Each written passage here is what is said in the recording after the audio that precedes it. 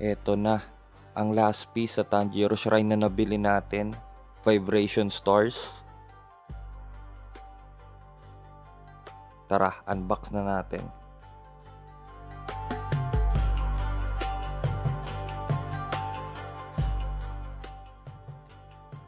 Solid details din naman, okay din yung paint job.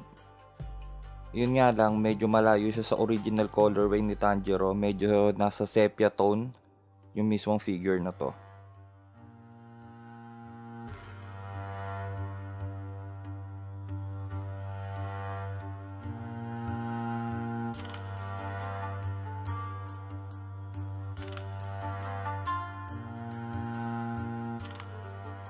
Eto, medyo may konting issue yung handle ng katana niya, baliko. Pero okay lang kasi isusuksok din naman natin sa kamay niya. So, not noticeable naman.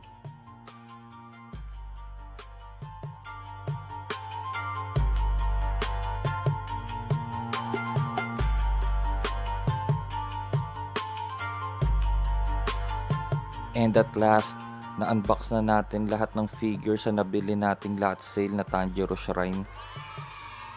So ngayon, ang bala kong gawin dito is pagtapos kong linisin, bala kong bumili pa ng ibang Tanjiro figures.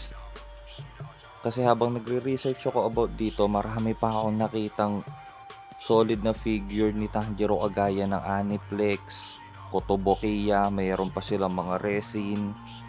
Tsaka alam ko naglabas ang McFarlane ng action figure ni Tanjiro na may movable joints.